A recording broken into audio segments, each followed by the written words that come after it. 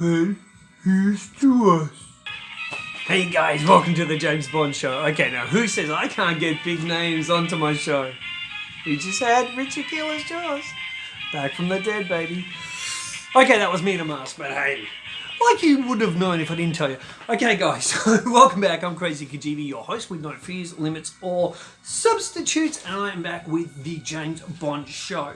Guys, this is my 5x5 Bond film, best Bond film countdown. It's kind of really a mix between favourite and best. Now, guys, I'm going to start off by saying Krazy Kajeevie made a tired, silly mistake, and I was never that good at school in maths. Good at English, good at all that, not with maths or science. I once chased a chick around the science room with a Bunsen burner and a frog. I tried to get it to eat the frog.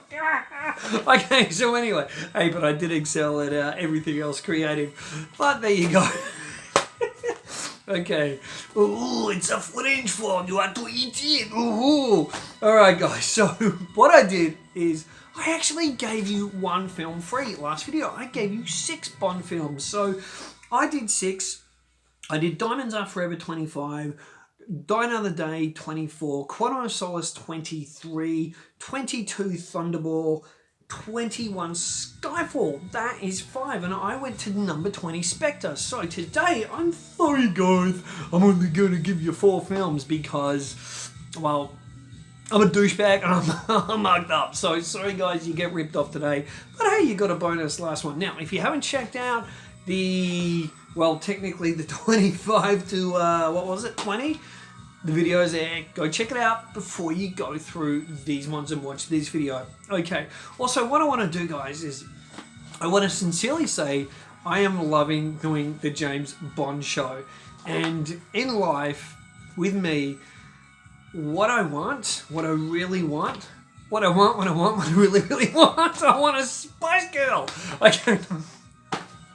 Okay, so what I was saying is, when I really want something, I go for it and I get it. And I have succeeded a lot in life, and I've failed a lot in life too at certain things. But when I've set a goal for something, I've gone and got it. So, for example, not a lot of people know this, but let's just say I was really good at martial arts. So, tournament after tournament, I won state championships, like National All-Stars championships and stuff like that, dojo championships.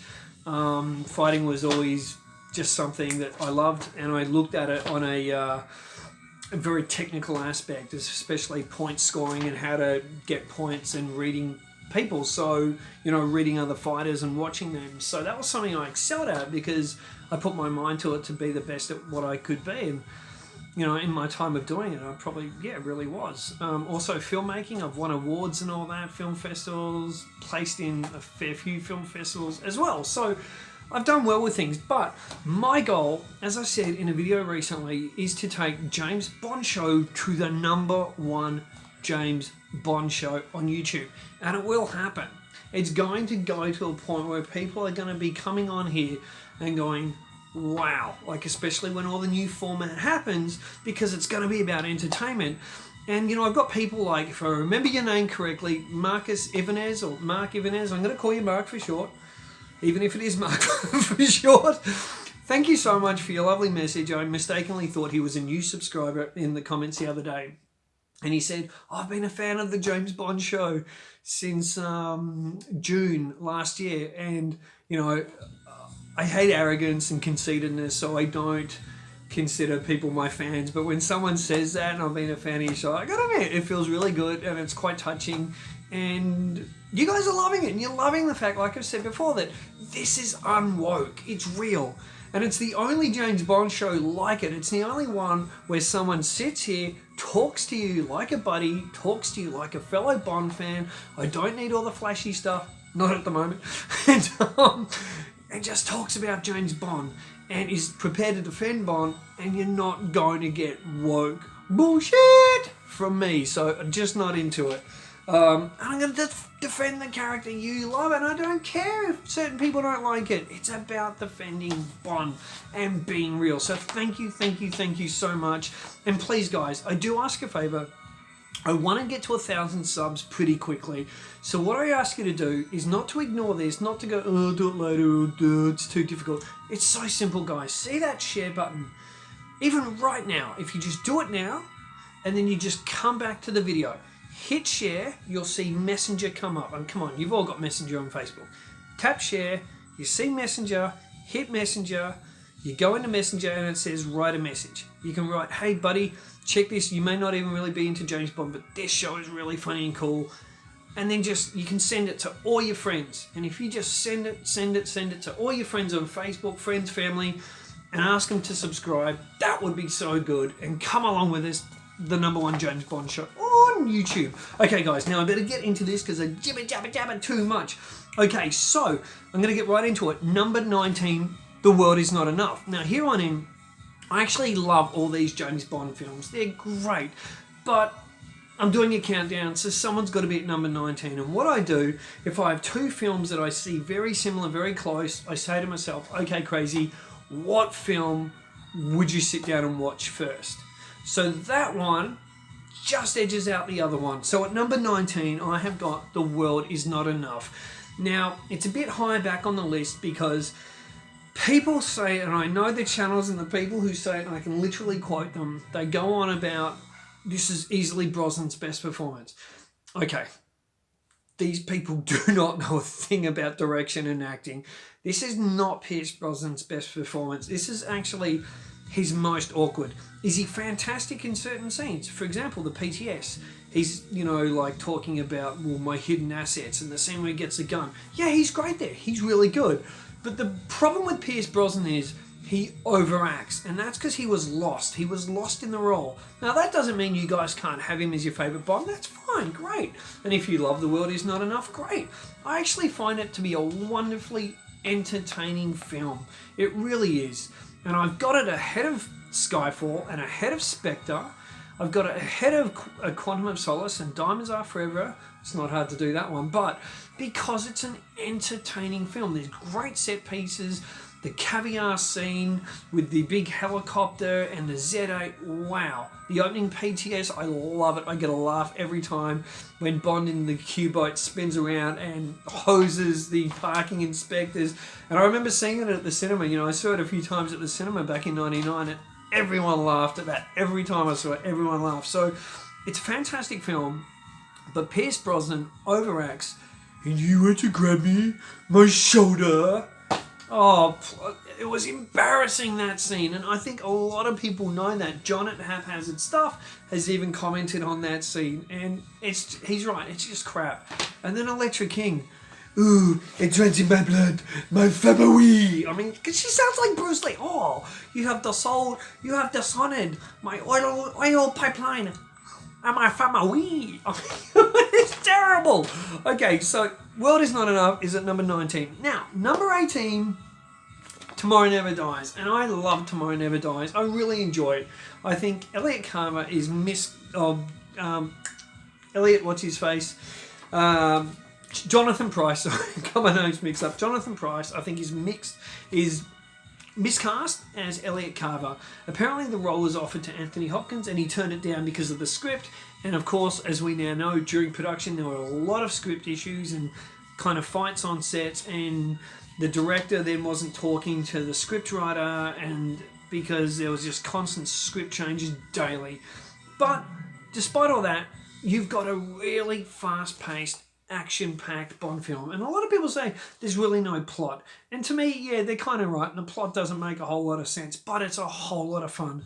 The motorbike chase is great, with the helicopter and all.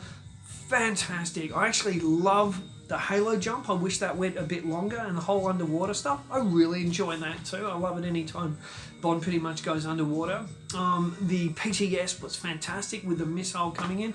But one actor I can't stand in the Pierce Brosnan films is Colin Salmon as Robinson.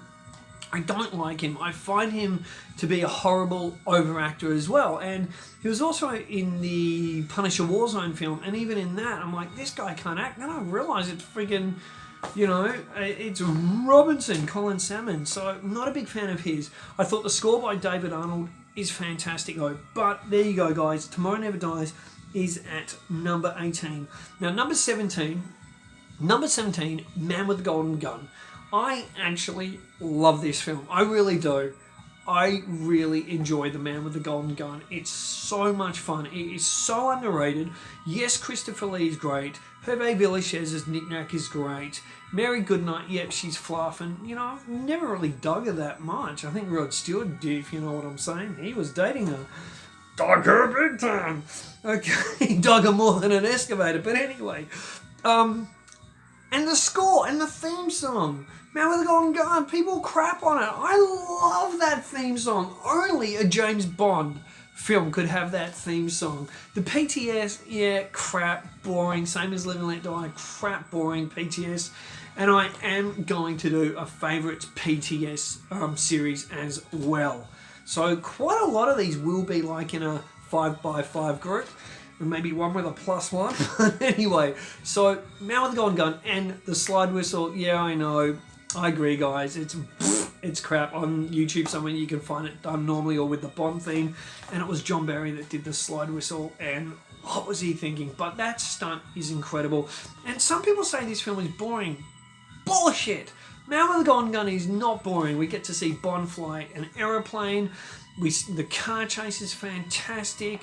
The kung fu fight stuff is a lot of fun. And also, people put this in a silly Roger Moore thing.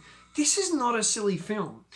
This film, with a really decent fan edit, to cut out the silly thing where Bond gets trapped to go into the little boats, and there's another action scene there as well.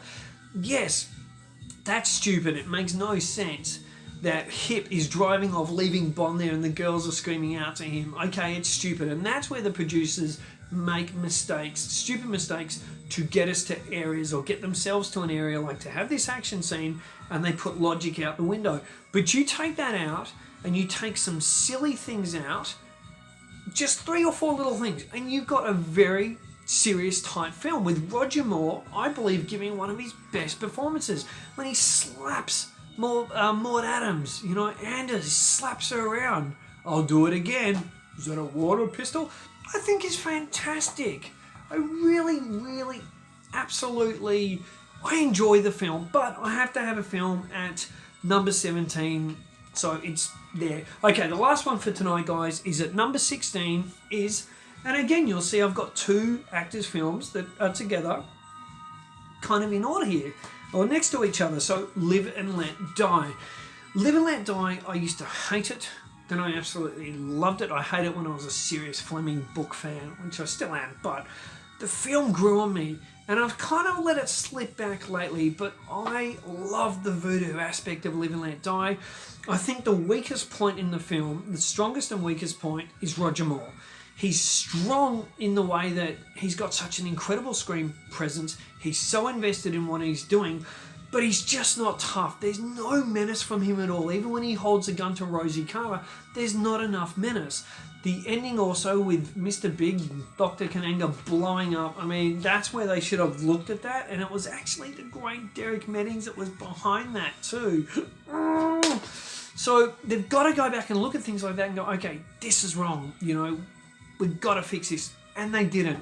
But Live and Let Die, it's got some great action, it's got a great score as well, a really interesting score. I've never been a huge fan of the theme song. I don't know why, it's just never grabbed me, by Paul McCartney and the Wings, but George Martin did a really cool score, and I like the fact there's not a score all the way through the boat chase scene. And Clifton James is Sheriff J.W. Pepper is brilliant, and my all-time favourite line in a Bond film, and one of my all-time favourite film lines ever, is in this film.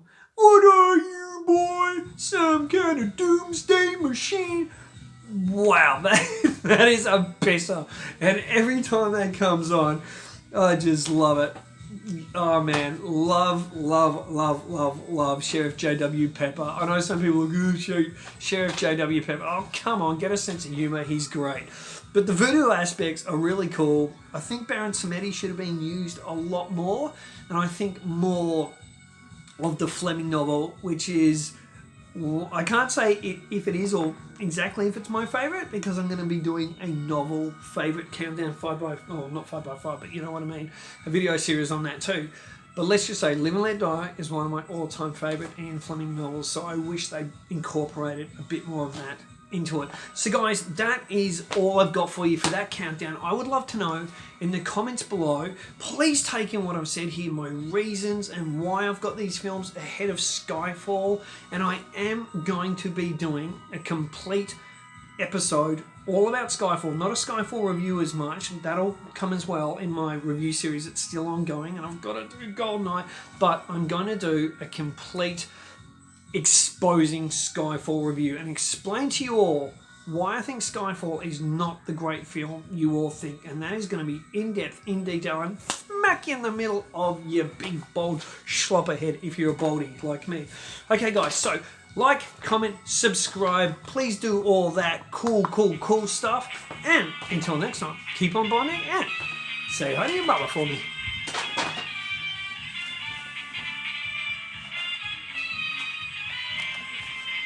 Edited really fast. Slow-mo. Quantum of Solace go.